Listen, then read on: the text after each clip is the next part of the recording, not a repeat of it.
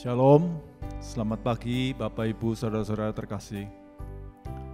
Mari kita mengucap syukur untuk hari baru yang Tuhan berikan pada kita, untuk kesempatan baru kita memperbaiki diri supaya kita menjadi pribadi-pribadi yang sesuai melakukan kehendak Tuhan dan selalu menyenangkan hati Tuhan. Untuk itu mari kita mulai satukan hati dengan dalam doa.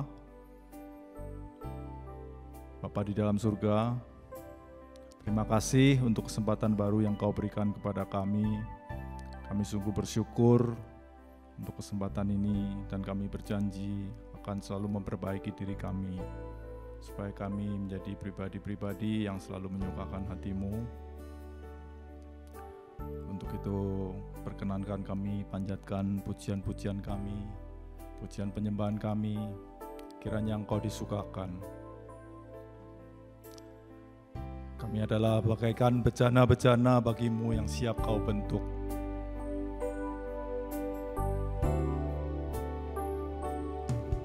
Bagaikan bejana siap dibentuk, demikian hidupku di tangan-Mu.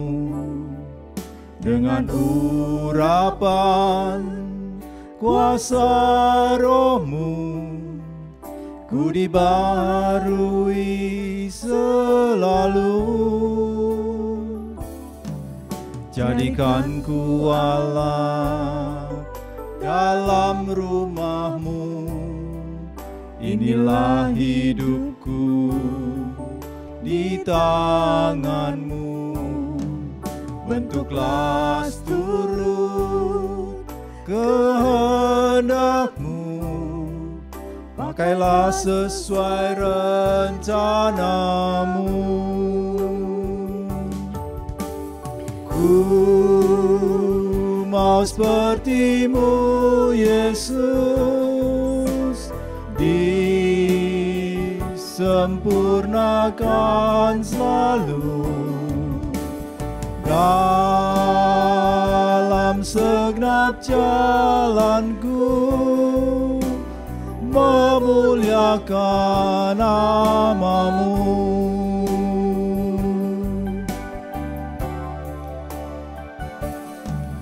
Bagaikan bejana siap dibentuk, demikian hidupku di tangan-Mu.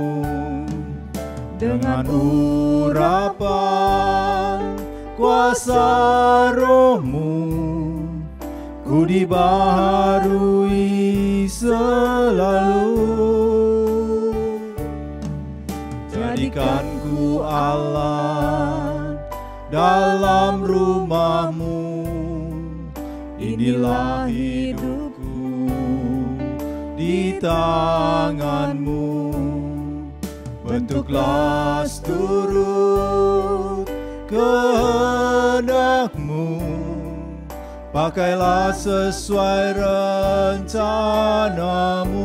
Ku mau seperti-Mu, mau seperti-Mu, Yesus, disempurnakan selalu dalam segenap jalanku, memuliakan nama-Mu. Ku mau seperti-Mu, Yesus, mau seperti-Mu, Yesus, disempurnakan selalu dalam segenap jalan-Mu, memuliakan nama-Mu. Inilah kami, Tuhan. Kami adalah bejana-bejana yang siap Kau bentuk. Kami serahkan diri kami, seluruh hidup kami ke dalam bentukan tangan-Mu, Tuhan.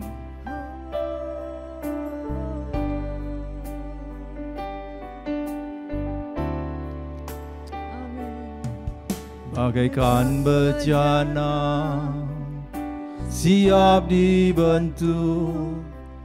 Demikian hidupku di tangan-Mu, dengan urapan kuasa Roh-Mu, ku dibaharui selalu. Jadikan ku Allah dalam rumah-Mu, inilah hidupku di tangan-Mu. Cerdas turut kehendak-Mu, pakailah sesuai rencana-Mu. Ku mau seperti-Mu, Yesus, disempurnakan selalu dalam segenap jalanku, memuliakan nama-Mu. Ku mau seperti-Mu, Yesus, disempurnakan selalu dalam segenap jalanku, memuliakan nama-Mu, memuliakan nama-Mu, memuliakan nama-Mu. Terima kasih Bapa. Haleluya, haleluya. Ini kami Tuhan, kamilah bejana-bejana, siap Kau bentuk. Haleluya, haleluya. Terpujilah nama-Mu selama-lamanya, dimuliakanlah nama-Mu Tuhan. Haleluya, haleluya. Syukur kami padamu. Haleluya, haleluya. Terima kasih Tuhan, terima kasih. Perkenankan saya mengajak kita semua untuk membawa suara hati kita masing-masing kepada Tuhan. Kita tahu bahwa Tuhan selalu memperhatikan kita, selalu mengasihi kita. Dia tidak menginginkan seorang pun dari kita binasa. Mari kita juga berjuang untuk kehidupan kita masing-masing, supaya kita selalu menjadi pribadi yang menyukakan hati Tuhan. Ini kami Bapa. Bentuklah kami seturut kehendak-Mu. Dan itu juga menjadi kerinduan hati kami.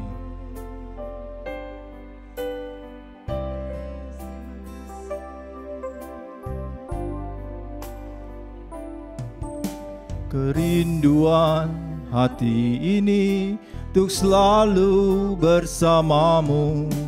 Ku mau taat dan setia menyenangkan-Mu Bapa. Allah yang mulia, penyelamatku, padamu ku percaya.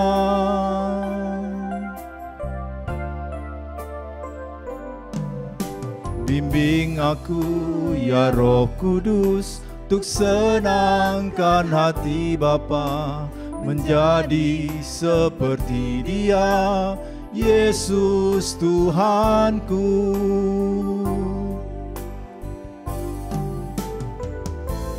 Dengan hidupnya senangkan Bapa, padamu ku berserah. Padamu ku percaya, padamu ya Allahku. Ku mau selalu senangkanmu, Bapa penyelamatku. Inilah rinduku, biarlah hidupku dimanapun dan kapanpun menyenangkanmu. Kerinduan kami Bapa, kerinduan hati ini untuk selalu bersamamu. Ku mau taat dan setia menyenangkanmu Bapa. Allah yang mulia, penyelamatku, padamu ku percaya.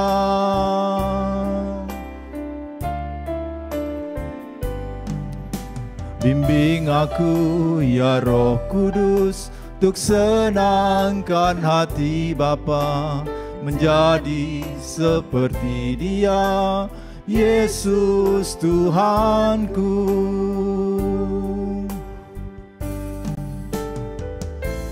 Dengan hidupnya senangkan Bapa, padamu ku berserah. Padamu ku percaya, padamu ya Allahku. Ku mau selalu senangkanmu, Bapa penyelamatku. Inilah rinduku, biarlah hidupku dimanapun dan kapanpun menyenangkanmu. Padamu ku percaya, padamu ya Allahku. Ku mau selalu senangkanmu, Bapa penyelamatku. Inilah rinduku, biarlah hidupku dimanapun dan kapanpun menyenangkanmu. Dimanapun dan kapanpun menyenangkanmu. Haleluya. Amin. Selamat pagi Bapak Ibu Saudara sekalian. Shalom untuk kita semua. Saudara, manusia diciptakan memiliki pikiran, perasaan, dan kehendak. Kali ini kita akan merenungkan perasaan, saudara, unsur perasaan dalam diri manusia. Untuk itu mari kita tundukkan kepala lebih dahulu. Bapa di surga, terima kasih untuk pagi hari ini. Kami tahu bahwa setiap pagi kasih-Mu selalu baru buat kami. Terima kasih untuk itu. Kami mau belajar duduk diam mendengarkan firman-Mu Tuhan. Berbicaralah kepada setiap kami melalui mulut hamba-Mu ini. Tuhan yang berkati. Terima kasih, hanya dalam nama Tuhan Yesus kami berdoa dan mengucap syukur. Amin. Bapak Ibu Saudara sekalian, bicara tentang perasaan, memang Tuhan yang ciptakan. Tapi perasaan tidak boleh dipakai sendirian, hanya perasaan, tanpa mengandalkan yang lain, apalagi dicocokkan dengan kehendak Tuhan. Ada kasus di mana seseorang menggantikan atau memakai perasaannya sendiri untuk sebagai tolok ukur kebenaran. Kalau itu berarti perasaannya sendiri menjadi berhala. Ya, di dalam Yeremia pasal 17 ayat 9 dikatakan begini, betapa liciknya hati, lebih licik dari segala sesuatu. Hatinya sudah membatu, siapakah yang dapat mengetahuinya? Manusia itu licik, saudara, hatinya. Makanya tidak bisa jadi perasaan, tidak bisa menjadi tolok ukur kebenaran, nanti menjadi subjektif. Padahal kebenaran itu objektif. Ya. Di Amsal 14 ayat 12. Ada jalan yang disangka lurus tapi ujungnya menuju maut. Perasaan ini yang benar tapi ujungnya menuju maut. Makanya jangan cuma pakai perasaan saja. 2 Timotius 4 ayat 3 sampai 4. Karena akan datang waktunya orang tidak dapat lagi menerima ajaran sehat. Ya. Tetapi mereka akan memalingkan telinganya dari kebenaran dan membukanya bagi dongeng. Kalau pakai perasaan, didongengin kita senang. Tapi kebenaran bukan dongeng. Ya, saudara ya. Roma 1 ayat 25. Mereka menggantikan kebenaran Allah dengan dusta dan memuja serta menyembah makhluk ciptaan sebagai ganti pencipta. Suka-suka sendiri, pakai perasaan sendiri. Makanya kita harus ingat bahwa memang perasaan diciptakan Tuhan itu tidak bisa sebagai kompas hidup ini, sangat subjektif, saudara. Ya, Tuhan menciptakan emosi, memang ya, tapi emosi harus tunduk pada kebenaran. Jadi kalau kita menghadapi kebenaran terus kita merasa perasaanku kurang sreg, kebenaran harus nomor satu, bukan perasaan. Ya, begitu. Jadi saat kita mengambil keputusan berdasarkan perasaan tanpa pertimbangan firman Tuhan, kita sedang masuk ke wilayah dosa sebenarnya. Ya. Kan yang kedua, perasaan itu bisa menyesatkan, Saudara. Karena iblis bisa menyamar memakai perasaan sebagai alat motivasi. Biasanya orang yang jahat itu pakai teknik playing victim. Jadi merasa dia yang dizolimi, padahal ia yang menjolimi. Dibulak-balik ceritanya, ya. Nah, kalau pakai perasaan tuh bahayanya gini. Menurut perasaanku ini benar nih. Nah, gitu. Firman Tuhan berkata apa? Ujilah segala sesuatunya. Bukan pakai perasaan. 1 Tesalonika 5 ayat 21. Perasaan itu bisa membuat orang mempertahankan dosa karena merasa nyaman, perasaan. Orang bisa menolak teguran karena merasa disakiti. Padahal itu ditegur dan dididik. Orang berpaling dari kebenaran karena nggak cocok aku, di hatiku nggak cocok. Nah, itu perasaan. Ketika perasaan menjadi Tuhan palsu dalam dirinya, jadi berhala, maka seringkali ia mengutamakan perasaannya sendiri. Menurutku rasanya gitu. Nah, Ya, iman sejati itu harus jauh melampaui perasaan. Jangan ikuti perasaan, tapi ikuti kehendak Tuhan. Di Taman Getsemani Tuhan Yesus tidak mengikuti perasaannya, tapi membuat keputusan, bukan kehendakku, tapi kehendakmu yang jadi. Lukas 22 ayat 42 itu, saudara. Itulah teladan bahwa perasaan memang boleh ada, tapi tidak boleh memimpin. Ya, bayangkan seorang yang sedang mengendarai mobil menuju lokasi tertentu pakai GPS. Lalu GPS-nya dimatikan karena ia merasa GPS-nya ini terlalu jauh atau muter-muter. Padahal dia nggak tahu jalan juga. Perasaanku ini ke kiri. Wah, nanti nggak sampai kepada tujuan, saudara. Pernah nggak saudara memakai perasaan saudara untuk membuat keputusan, padahal keputusan itu harus objektif tadinya? Jangan ya saudara ya. Perasaan kita itu sangat subjektif. Jika tidak, maka kita akan sering sekali membuat kesalahan dalam mengambil keputusan. Ya. Perasaan itu bisa indah tapi tidak selalu benar. Ya, berhala zaman sekarang ini bukan patung, saudara, tapi emosi diri sendiri, perasaan diri sendiri yang dijadikan nomor satu, dijadikan berhala. Ya. Kita diselamatkan oleh iman, bukan oleh perasaan. Perasaan aku percaya Yesus, bukan. Faktanya bagaimana imannya? Ya, jadi biarlah kita semua di pagi hari ini mengerti bahwa jangan terlalu membawa perasaan untuk mengukur kebenaran. Sebab perasaan tidak bisa objektif, selalu saja subjektif.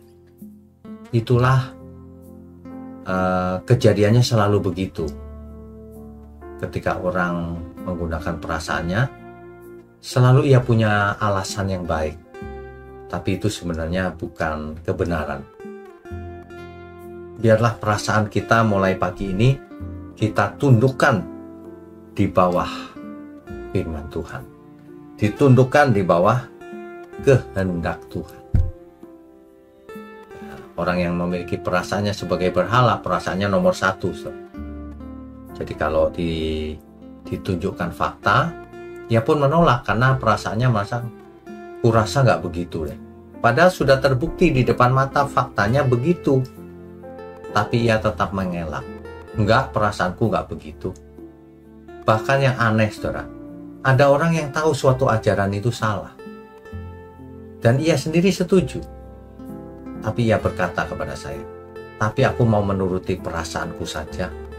Biar itu salah, tapi aku sayang kepada teman-temanku yang ngajarin salah itu. Nah, ini dia. Perasaan dijadikan berhala. Sudah jelas temannya ini mengajarkan kesalahan. Tapi ya biarin aja lah, karena aku deket dia secara emosional. Karena perasaannya main. Bayangkan kalau kita sebagai dokter pakai perasaan. Perasaan ini harus disuntik ini. Ya nggak bisa. Harus pakai diagnosa yang benar. Ya, bukan pakai perasaan tanpa dasar.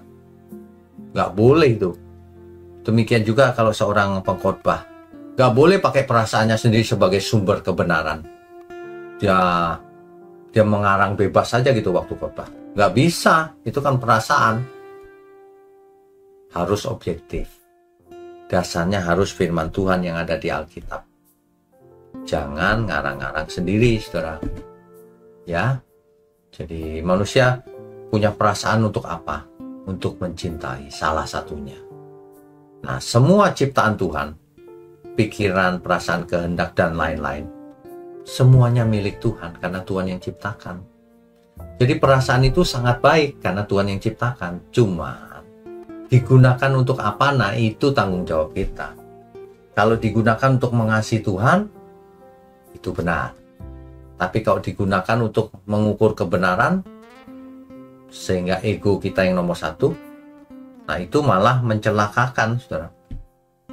Mencelakakan, membinasakan, merugikan kita sendiri. Makanya kita tidak boleh terlalu sensitif pakai perasaan.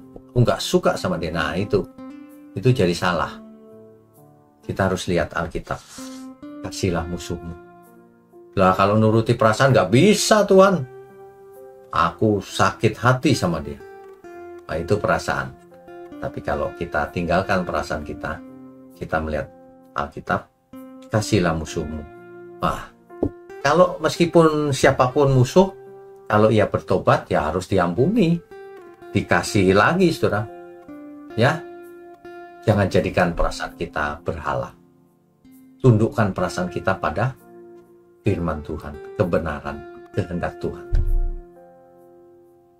Mari kita berdoa. Bapa di surga, ajari kami untuk mengasihi Engkau dengan benar. Sebab kalau hanya mengandalkan perasaan kami menjadi tidak objektif. Tuhan arahkan setiap kami, Tuhan berkati, Tuhan berikan pengertian yang benar.